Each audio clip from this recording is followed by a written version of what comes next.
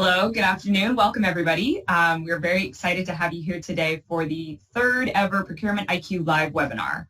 My name is Ashley Cruz. I'm a manager of client services here at Procurement IQ, and I will be your moderator today. Joining us today are some new panelists from Chase Cost Management, LLC, and they're here to talk about subject matter expertise and the role that it plays in the procurement process. But before we get started with introductions, I did want to go through just a bit of housekeeping. All attendees are muted, but you can use the questions feature of GoToWebinar to ask any questions that you may have for our panelists about today's topic, and we will read them out loud and discuss. If you do have any questions that don't get answered during the webinar today or any feedback at all that you would like to share with us for today's or future webinars, we would encourage you to reach out to your Procurement IQ representative. Finally, this webinar is being recorded and will be posted on the Procurement IQ website in about 24 hours or so. So if you do have any colleagues who are not able to join today, you can share this with them after the fact. All right, well, now that we have everyone here and hopefully just a few stragglers joining us from the attendee side as well, I'm going to go ahead and turn it over to our three panelists to introduce themselves. So let's start with Bill Wallack. Hey, thanks, Ashley. My name is Bill Wallack. I'm VP of Procurement Strategy and Advisory for Chase Cost Management. I have 25 years plus experience within procurement across a whole broad line of commodities as well as companies, finance, healthcare, manufacturing, and technology. Happy to be here today. Happy to have you. I'm going to throw it over to Brian Adler next. Thank you, Ashley. Brian Adler here, a partner at Chase Cost Management. Started off in baseball operations with analytics and statistics, contract negotiation. Last decade, moved over to expense reduction and procurement, specifically with regards to small parcel. Again, really happy to be here. Very happy to have you as well. And baseball operations and analytics, we might have something to talk about after this. Sounds good. And finally, Susan Walker. Thanks for joining us, Susan. Hi, Ashley. Thanks for having us. I am a certified purchasing manager, have an MBA, and also have about 25 years of experience in procurement, with about half of that as a consultant. Excellent. Thank you so much for joining us, you three. We're really excited to have you here today and can't wait to kind of get started talking about subject matter expertise. So hopefully everyone can see the screen. We will have a little bit of a visual aid here to assist, but just to give all of our attendees a brief overview of what we're going to talk about today. We're talking about subject matter experts, specifically third-party external subject matter expertise and how that can affect a procurement strategy. So ultimately, some of the key questions that we'll hopefully be able to answer for you today are, when should you consider working with a subject matter expert? What's the value that they can bring to your procurement process? We're also going to give you a live walkthrough of some really good details about two specific category deep dives: small parcel freight transportation and background checks, two really hot topics in today's purchasing world. And then finally, kind of measuring those opportunity costs and ROI of subject matter expertise and the long-term impacts that they can bring. Like I said, we will definitely sprinkle in questions throughout, and if you do have any additional questions, we'll probably take some time at the end to answer those as well.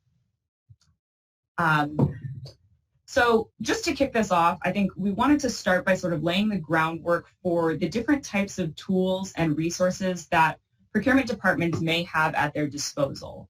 I know personally from my experience working in the market intelligence side of things, every procurement organization is going to have access to a different set or combination of tools and resources, and the most strategic and mature departments typically have multiple tools that they're pulling from for any given kind of procurement process or sourcing process.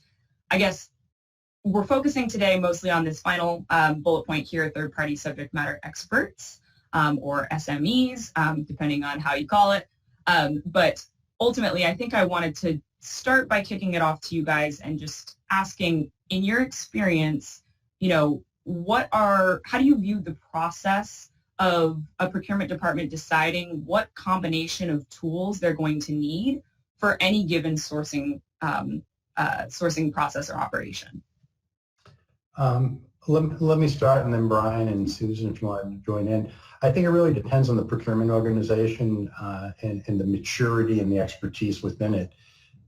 Many times, procurement organizations get focused on common commodities, and when they get hit with other things outside of it, it really becomes an issue. There are plenty of opportunities to look to the internet, to trade organizations, to professional groups to kind of augment the information that you might need. But most times procurement organizations, from my experience, really look to see what they have internally for expertise, and then if there's a real gap, that's when an external SME may be considered. Fantastic. Thank you so much for kicking it off with that, Bill. And I think, one of the questions I have is consulting and third-party subject matter experts. Do they basically function the same? Are there key differences between the two? I think it really depends, from our perspective with what we do. We kind of do it from A to Z. We scope out the opportunity, look at what the potential is, work with the client to understand how best it should be approached, and then do the heavy lifting to bring in the value that we think is out there. Consultants may do part of that, and I don't want to make a hasty generalization, but from what I've seen, consultants may come in and be more process-oriented. They also look at the marketplace and give you opportunities to look at. In some cases, they may engage from a procurement standpoint to negotiate, but a lot of times they'll give you what you need and then maybe defer back to you to execute against their prospectus. Yeah, that's a great point, Bill. I think the customization as well from an SME perspective allows the client to really feel like the outcome is specific towards them rather than the generalization of best practices and so on and so forth. Similarly to our day-to-day, understanding exactly what the needs are and the culture of the political landscape, et cetera, it really provides us with information to give the client the best possible outcome from a customization standpoint. So. Great. Yeah. Thank you guys so much for kind of clarifying that. I think it's certainly a nuance, maybe a bit of gray area there as well, but ultimately, key in terms of that process of making the decision what tool or tools are going to be the best for this particular engagement. I know another kind of frequently asked question, if you will, from my side was sort of a lot of companies that we work with have what they consider to be internal stakeholders or professionals that are considered subject matter experts. Sometimes that's even part of their title. What would you say are the main differences between those internal resources and the type of support that they provide to a procurement organization versus an external third-party SME? Let me give you kind of a broad example, and I'm going to focus this on IT. A lot of times in most IT departments and all IT departments, you do have subject matter experts in a particular technology, infrastructure, software, whatever it might be, who truly know the nuts and bolts of that software or that particular expertise and can talk, soup to nuts to it. Where the disconnect may come in is that from a technology standpoint, they understand it. But from the procurement standpoint, how do you negotiate what you truly are looking for against that supplier, particularly if it's a sole source supplier, with the context of what would the marketplace suggest? And that's where I think you've got kind of the two opposite ends of the spectrum. Technical capabilities with regard to the commodity and the procurement expertise in order to bring that commodity and the purchase thereof to the best value back to the company. I guess, would it also be fair to say that sometimes an internal subject matter expert resource might have a little bit of bias towards a specific way of purchasing or a specific supplier that they would want to continue working with? Interesting you bring that up, Ashley. Yes, there can be a bias. A lot of it may be justified bias based on the relationship with the supplier of the technology. Again, I'm focusing on the technology aspect of it. But that's where I think procurement comes in with kind of a non-subjective approach, very objective in how you're looking at the marketplace and what you can or can't do or shouldn't do. And, the old adage, keep your friends close, but your enemies closer. Same thing with suppliers. Keep them close, but, as close as possible, but don't to the point where they're the be-all and end-all. You want to give yourself latitude to make the right choice and not be, not to be beholden to a particular supplier. And Bill, with regards to the marketplace, as you're bringing up, right, SMEs and procurement professionals or internal procurement professionals might differ based on the scope or the lens that they're seeing things through, rather than, they might be a generalist. They might have expertise in a sprinkle of categories rather than, the whole gamut, where a consulting firm or an SME firm comes in and provides intricate market data based on the current market, which exceeds the umbrella of that said company, right? They see what they see from their lens.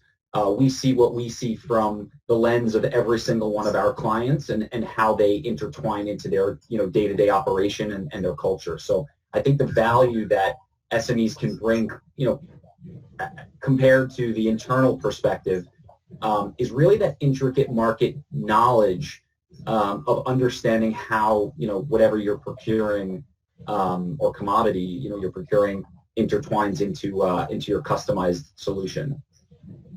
Yeah, I agree. I think it's always a matter of perspective. If you're going on vacation somewhere you've never been before, you can read a guidebook and kind of know, or you can have a local say, let me show you the sites from a different perspective. That's what we add as third party SMEs, is being able to say there's a better way or another way to look at this with a much broader view. We're taking you to the top of that mountain and letting you see the whole perspective. That's a great analogy. I like that a lot, Susan, because that is exactly what you kind of try and go after when you're going somewhere new. And I think, we talked about this in one of the previous webinars that we hosted, which is that idea that, what a lot of companies want, the ultimate question that they're asking when it comes to procurement is, how are my competitors doing this? What is best practice across other companies that are maybe have a competitive edge over what we're doing?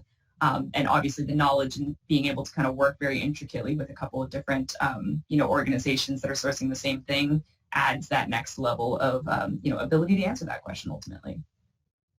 I think the last question that I have on this front when we're talking about the different resources that procurement has access to, we notice and see a lot of trends and shifts in market intelligence and what is ultimately what procurement organizations are looking at from that perspective. Are there any trends or market shifts that you guys are noticing when it comes to third-party subject matter experts, particularly as we have a lot of new and unfamiliar territory from, pandemic-related market shifts to inflationary price increases? Any particular trends that you guys have picked up on that? I'm going to talk in a very general way. I'm seeing it kind of in the process side. And when I say process, I'm not speaking specifically how do you do a requisition or process a purchase order, but I'm thinking more maybe from a governance standpoint. One of the big things I've seen over the last maybe 1.5 to 2 years, there's always been a focus for procuring well and saving money and value. But now it's the social aspect that I think has now become more predominant in the overall scheme of things, ESG, diversity. How does that get intertwined into a company's procurement or supply chain strategy, more so than I've seen it prior to? Outside of those social related issues is the continuing inflationary pressure, and Brian's going to talk about small parcel. But, you just see it across the board in a lot of different areas of commodities, office supplies, paper, raw materials, if you're in manufacturing, trying to get chips and whatnot. So you really need to think through how best you can approach the market to get what you need without breaking the bank. But so it's really maintaining your supply source, as well as the social responsibility that goes with it. Yeah, that leads me to my, I guess, perspective on this, Bill, and you kind of touched on it. A little bit of what I've seen in the market really dictates more towards the advisory component of our practice. right? The understanding that a procurement department or generalists or general SMEs that are normally hired to manage X categories aren't as valuable in these economic landscapes, considering the scope that they view is a bit narrower than what a consultant SME firm would generally show them. Mm-hmm. And the shift that we're seeing is the advisory outsourced component of this, where the money is much better spent rather than hiring full-time employees to manage every category or generalist to manage a whole slew of categories. Rather, you hire one consulting firm that has an abundance of SMEs in specific spaces that understand where you need to go in this economic landscape. So I think, like you mentioned, Ashley, the best practices for specific sectors, I think that hits on it, perfectly. Understanding each sector in a very minute and minuscule way to get those companies where they need to be. Yeah, absolutely. It's when everything is a priority, how can you effectively use your resources to tackle everything, if you will. Exactly. Well, great. Well, I'm very excited to be talking about really specifically how, third-party SMEs operate and what they can do for a business. I guess I'll start by just throwing it to you guys with the, ultimate question is whether they're an internal or an external resource, I guess, when should procurement ultimately seek a subject matter expert to assist? I think that needs to be predicated on the nature of the spend that you as a company are looking to do. Many companies have an exorbitant amount of spend, but they don't manage it well. And I think part of the issue really becomes is A, they don't know how, or if they have a procurement team, they may be focused in such a specific area that there's a lot of seepage within the control point that they might have in procurement. So I think it really is incumbent on an organization to really look at what it is that you're spending your money on, and do you have the internal expertise to handle it well and to really bring the value that a procurement team can do. But like anything else, there can be many more commodities to manage than there are people with the expertise or the capabilities of doing it. And within any company, and I've seen it in many companies I've worked for, you've got competing priorities. What was a priority today may become secondary or tertiary tomorrow because something else has superseded it. So that suggests that you may need to bring focus or maybe subcontract out certain things that are a priority to a third party who doesn't need to get tangled up in the ongoing politics or management within the company. The other gating issue is, does the company truly have the expertise from a procurement standpoint to really make an impact on the commodity? Any procurement person will be able to go in and negotiate a price potentially. But what did they leave on the table?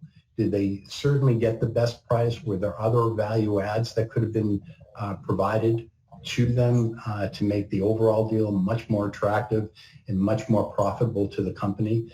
How do you decide whether or not the relationship is the appropriate one? Do you have the right measurements in place? And the key thing that I think we touched on earlier is knowing the marketplace. If you don't truly know the marketplace and where the pricing levels are going for the particular commodity that you may be looking to buy, that puts you in kind of a corner that you're going to be at the leverage of the supplier to give you a price, and that price may be nowhere near as good as what you might be able to get had you known what the marketplace would be offering or what other like companies, peer group companies might have been able to pay. So all those kind of roll into when and how best to think about bringing in subject matter expert, an external one, who's focusing within the confines of procurement. And for today's discussion, we're really looking at the procurement side of that expertise. What is it that a subject matter expert can truly bring to the table for a company that would like to use one? Interesting. Yeah, there's a lot to unpack there, and I think it's clearly not just something that kind of can happen in a moment. You have to have at least a baseline level of flexibility, of time flexibility as well, when it comes to procurement organization doing their due diligence to understand the market first as well, right? Very interesting. I think actually, one piece to that, and I'm sorry to interrupt, is it sounds a little peculiar, but the self-awareness component, right? The wherewithal to understand that you may even need expertise in a specific bucket and to act on that. Some people may not. There might be, political relationships internally that might dictate otherwise, and so on and so forth. But it doesn't start just by, a task. I think it starts by the realization that the expertise is needed, and the realization and the self-awareness of how to procure that expertise and what exactly is needed to get that company to where they need to go. I'm glad you mentioned that, like, internal kind of political, sometimes relationships that can ultimately affect those decisions. I think, one of the things that that I was also very curious about is, for lack of a better term, are there any preconceived notions that procurement professionals may have when a subject matter expert first comes into their house, if you will? Well, I think that there's always the issue, and I'm sorry, Susan, I've seen it in companies where we've brought them in. There's always the threat of your job security, that you're brought in a third party to do essentially what you're paying me to do. What is it that they can do better that I haven't been able to do or wasn't allowed to do? So I think that really becomes a kind of a job bias at that point. There are probably other things that Brian and Susan would want to chime in on if you've got anything. No? Okay. Oh, no, I completely agree with you, Bill. I was going to say something similar, so you took the words right out of my mouth. And how does that typically play out, or how do you, as the subject matter expert coming into the room, kind of manage that? I think in that case, you express and explain your value add, and there are people in place that need to make the hard decisions as to what's best, from a fiduciary responsibility for that company. And, we're not dictative at that particular point of attack. However, we obviously understand the value that SMEs bring on a procurement level and from an intricacy level, customization level, and a political level. So with all those components, intertwined, we're able to articulate the value prop and see where it takes us. But that's where that's my thought on it. And I think it's a matter of showing them the collaboration, how we work with you, how we make your life easier, how we can be that extra set of hands. You're not training somebody who might be new into a business position, but it's a colleague, it's a professional who can make you as the procurement person look really good because you were able to achieve these goals then with our help. But we work for our clients and we try to enhance their ability to get things done. Perfect. That's great. Yeah. And I actually have a question in the chat here that I wanted to throw in from Sankar Patabi, who said, third-party SMEs might not have expertise in every category of spend that's needed. Is it common for companies to actually engage with multiple third-party SMEs, and how does that get managed? Is that something you guys have seen? Absolutely. Yeah, 100%. Bill will speak to it, Susan will speak to it, but from, an IT perspective, from a commodity perspective, there are a lot of consulting SME firms out there that are very fluent in a specific bucket, that do it very well, that understand the market, that can provide tremendous value. There are others that, it might be more general. They might have more expertise in specific areas. And I think that companies should entertain multiple SME firms or consulting firms that provide different value. I think, to me, it goes back to the self-awareness is what do I need? Where can I get it? At what cost can I get it? And what's the outcome? What's the ROI? Absolutely. Absolutely. Well, I know we're talking a little bit more about the ROI and how you actually kind of justify that a bit later. So I do have another question in the chat that I will throw in then. But, we've been talking a bit about the value of a subject matter expert. I wanted to throw it over to you guys to kind of explain that a bit more. Yeah, I think the value in it, I think we touched on it. One of the key things is that a subject matter expert, an external subject matter expert, shouldn't be looked as a threat, but as an opportunity to make the procurement team look better. If they didn't come in to help, chances are the procurement team wouldn't be able to do as good a job as hopefully the outcome is expected. And where does that really fit in? Well, you got a special project. I'm looking to put in a new infrastructure, and I'm just kind of making it up as I go. The procurement team may not have the expertise to really get involved to the degree that they can. So that might be a thought where you want to bring an external party to help in. It gets back to your earlier question about, does it make sense to have multiple SMEs? Yeah, more than likely it could. But, the value of a SME team, an external SME, is that they bring a broad depth of commodity expertise to their client, that they could act kind of in a multitasking format to do multiple things that maybe the procurement team can't do or won't get around to doing. So that would be another consideration on when you want to bring in an SME. It could be a high dollar expenditure. It could be a one-time high dollar expenditure that has a lot of complications that go with it. It could be something to do with engineering or whatnot. That's where you may want to engage an SME to consider how they would approach it. How would they work with the internal team to develop the specs, to go out to the marketplace, to do the correct sourcing, the negotiation and contracting. And, it really depends on the company that has the need to decide internally where that need is and how best it could be filled externally. Great. And I know, there's obviously different types of projects that might be the ones that ultimately really do merit that or necessitate the need for that outside expert. Commodity versatility is one of those that I think seems like it would be a very kind of high need, circumstance for procurement departments. Can you talk a little bit more about that? There's basic approaches to all commodities in most cases, some a little bit different, but then that's where the jump-off point becomes critical. What is it that you have to do above and beyond just the basics of going out to the marketplace? How do you assess that opportunity? I think in a lot of cases, that's where it gets a little bit bewildering for a particular company, or they may decide that it's just too much of a burden and we'll just kind of leave it to the side. It really varies, Ashley, on how best to approach it. But I do think versatility from a supplier standpoint, from a supplier management standpoint, brings the best value to a potential client because you're seeing it from a whole lot of different perspectives. You've got the supplier side, client side that you deal with who may be buying similar commodities. How do you take that breadth of knowledge and distill it to make the engagement that you're working on specific to that client to bring them the best value?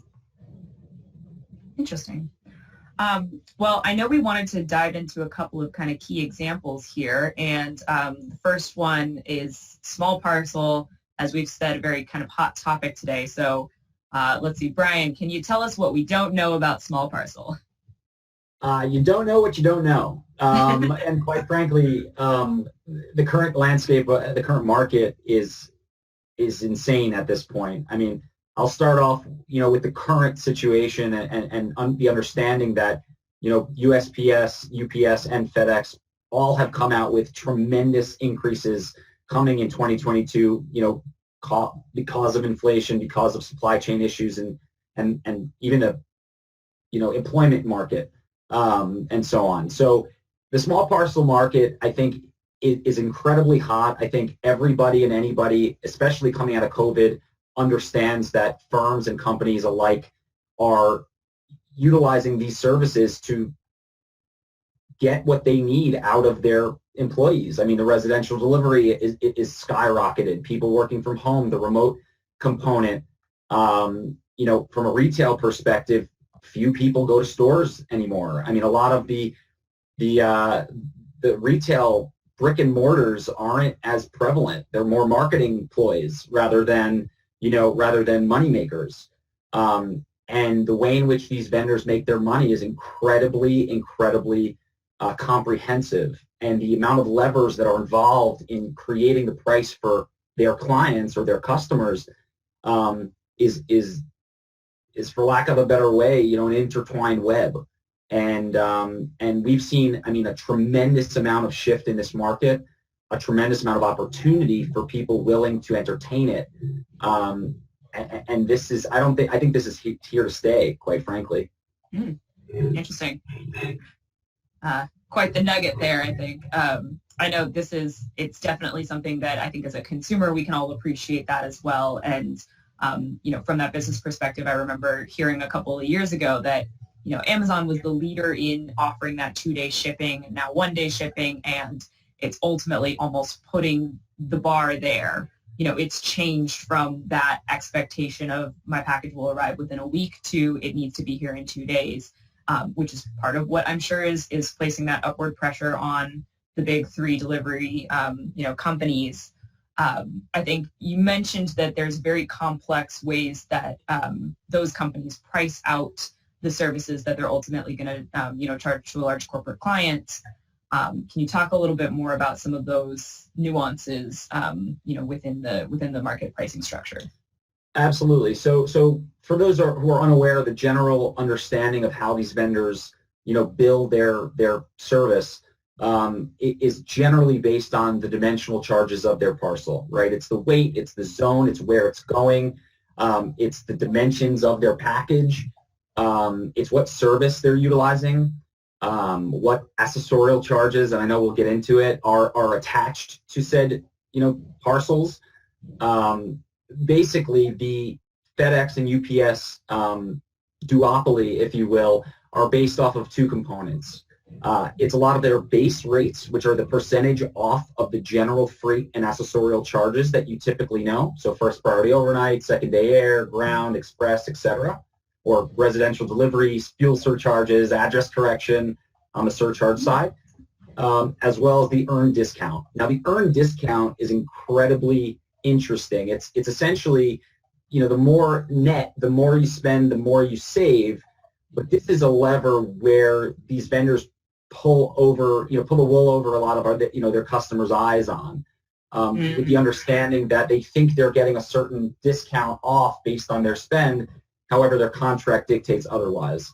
As these things intertwine based on their shipping profile, and I'm going to use that term shipping profile quite a bit, it ends up costing a lot of our customers, at least from what I see in the market, much more than they have to spend. So the shipping profile is generally how they ship, why they ship, what they ship, how long, how far are they shipping, by what freight surcharges, services they're utilizing, so on and so forth. So it's interesting how all of this intertwines to create ambiguity behind their fee structure. In turn, needing an SME or a consultant to kind of untangle that web and kind of make sense of why they're being charged what they're being charged. Got it. And you talked about that earned discount and also accessorial charges, which I'm sure are also an intertwined web as well. I think, one of the questions I have, we have a lot of clients that I work with that have said essentially something to the effect of, we've never really rocked the boat. We've never challenged assumptions. We do it this way because we've done it this way for 20 years, and this is the way we've always done it. And I would assume that in a market like this, where those types of nuances of pricing might change pretty frequently, there are probably a number of companies that are ultimately missing out on changes that may have occurred in the market for the better as the purchaser or the buyer, that, basically, like you said, the wool is essentially just being pulled over their eyes in terms of what is what the supplier is telling you, if you will. Yeah, I think that's a great point, and I think I mentioned it in a different context prior, and I'm a true believer in the self-awareness of companies and the direction of it, right? Mm-hmm. It's the self-awareness that the operational change might not be as advantageous for those companies as it may seem, or not rocking the boat from an operational perspective. This is a big component for a lot of our customers, a lot of, our country, quite frankly. Mm-hmm.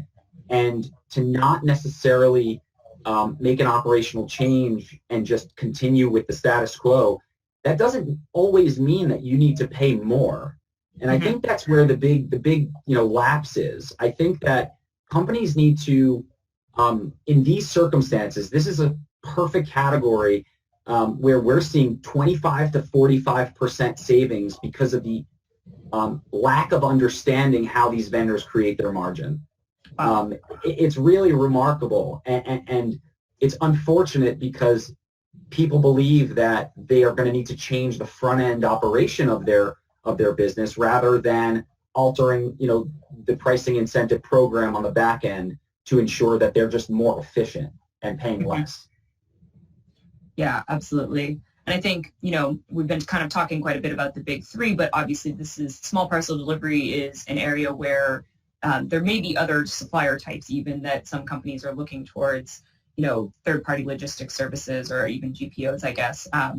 Is there anything that you are seeing, I guess, in terms of the specialization, maybe from different supplier types or anything else that's occurring in this market? Absolutely. Every day. I mean, the 3PL stuff or third-party logistics, as well as, some people might know from the Amazon world, drop shipping. Mm-hmm. It's a huge market. I think that there's definite value to it. There's value if you're, from a 3PL standpoint, they take it, for those people who aren't aware, from order placed all the way through the supply chain from when it, till it gets delivered. And from a drop shipping perspective, the order is placed through the vendor or the entity. That email goes to the warehouse delivers the product. But the interesting part about that is that people it depends on the industry, and I'm very well aware of that, but people generally pay a premium to have that service, and it really has to do with the type of business you're running. Is it worth paying a blended rate to a 3PL with the understanding that task is off of your plate? You're just marketing, you're selling, you're trying to get as many customers or clients out there, or can you recoup a lot of that margin and bring it in-house and not have to sell as much, but you're still making more, if that makes any sense?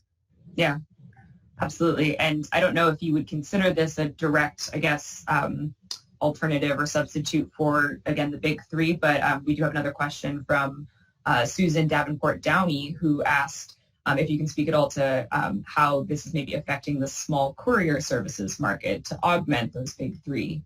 We're seeing that tremendously. I mean, for those people who are unaware, our company's based in New York City, and the overwhelming majority of our clients are turning to these courier services that can be much more nimble and much more flexible. Now, the hard part is that these courier services have a less square footage than the larger companies to be able to supply.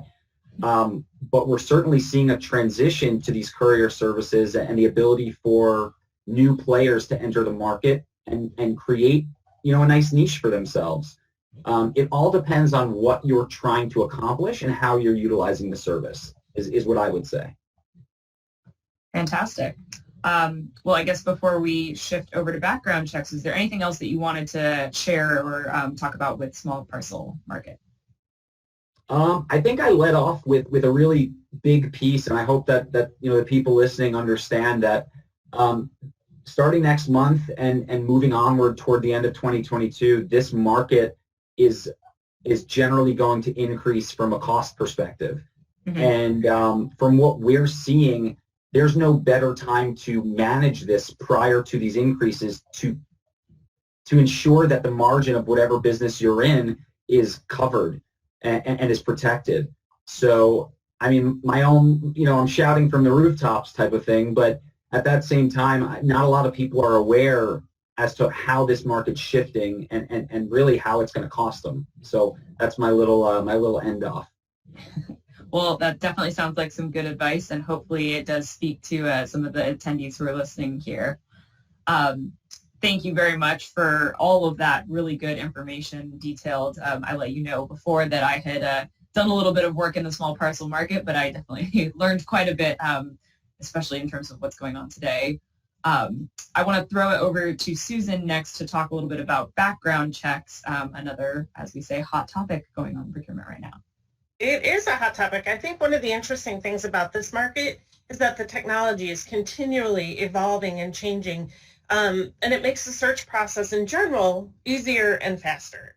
So response time from vendors is typically measured in TAT, turnaround time.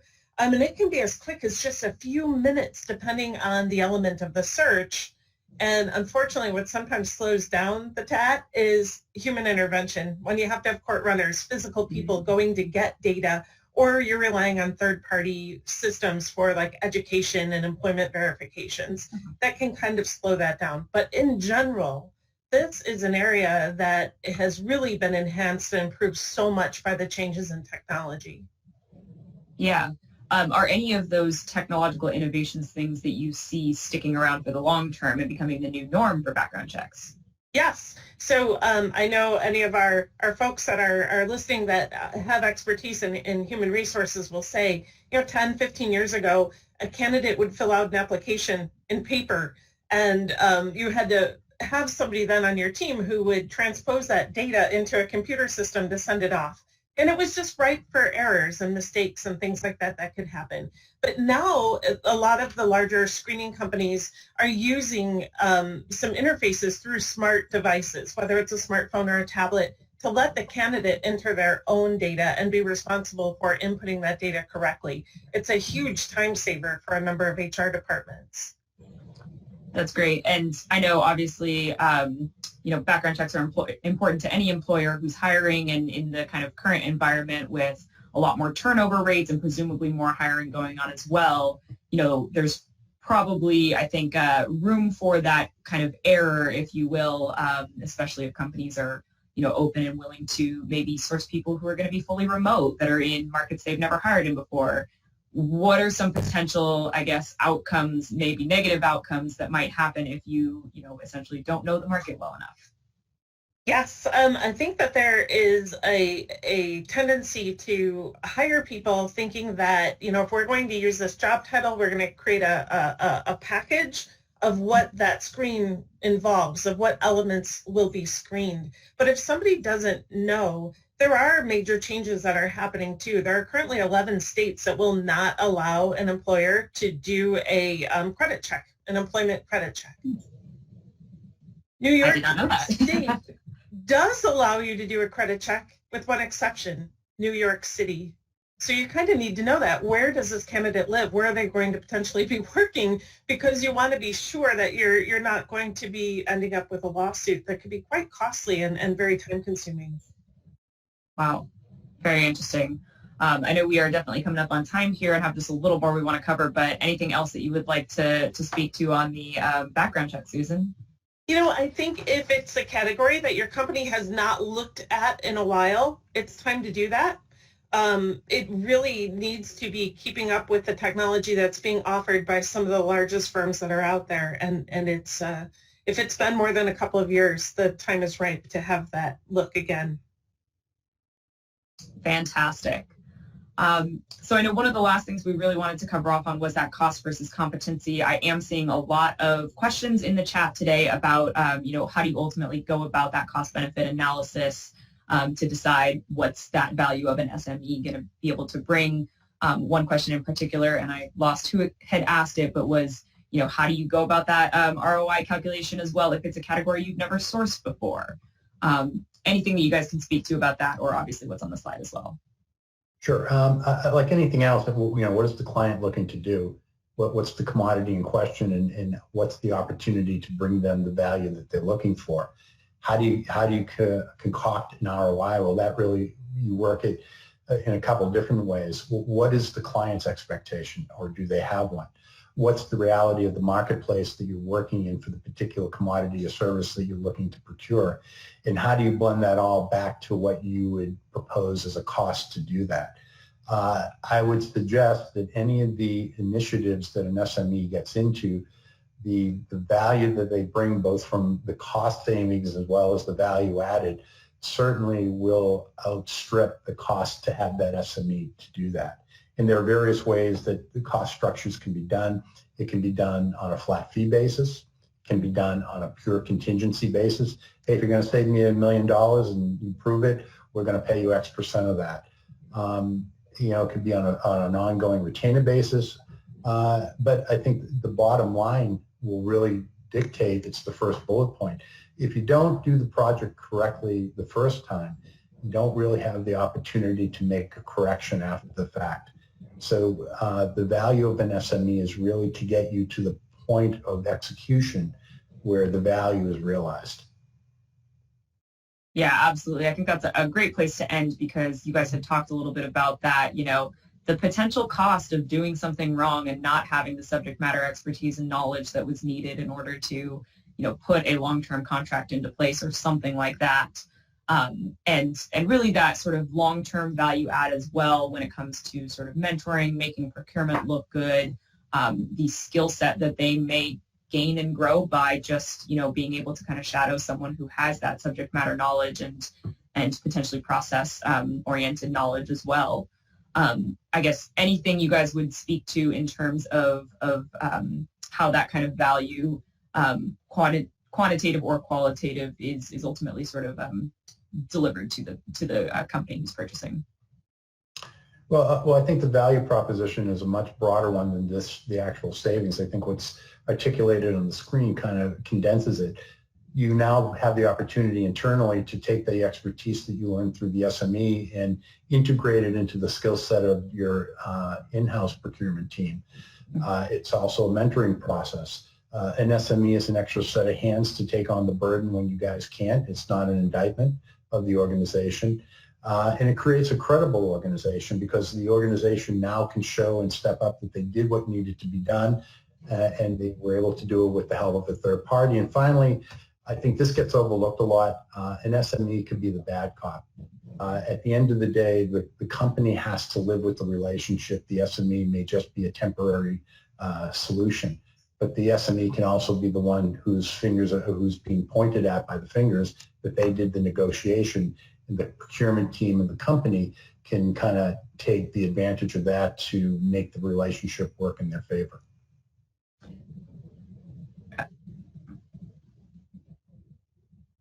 For those people listening, it's generally Bill in that regard, you bad cop.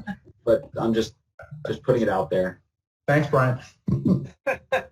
Called out. But yeah, I think that is a really good point because we know that sort of relationship-focused vendor management is a really large trend with procurement organizations, especially those that are continually seeking to mature. Managing ongoing positive vendor relationships that are not supplier and buyer, but rather a partnership, is a huge need for businesses to really set up those long-term sustainable, supply chain relationships, essentially. And so having someone else be able to come in and ultimately kind of, play all the dirty cards, if you will, when it comes to a negotiation that is probably very detailed and getting down to the nitty-gritty is probably a huge benefit to preserving that relationship. Absolutely.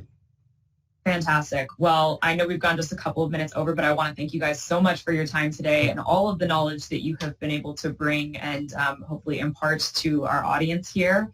I guess before we sign off, if anybody would like to know more about Chase Cost Management, the work that you guys do, or even connecting with the three of you, where can they go to do that? Feel free to head on to ccmchase.com. You can obviously reach out to any of us, individually, or send a carrier pigeon. I'll get it right outside the window, and then I'll respond back. But any of the main ways, from LinkedIn to our website, feel free to reach out. Absolutely. All right. Well, Brian, Bill, and Susan, thank you guys so much. Really appreciate your insights today, and hope everyone has a fantastic rest of their day. Thanks, Thank you very much. Thanks, everyone. Bye. Bye-bye.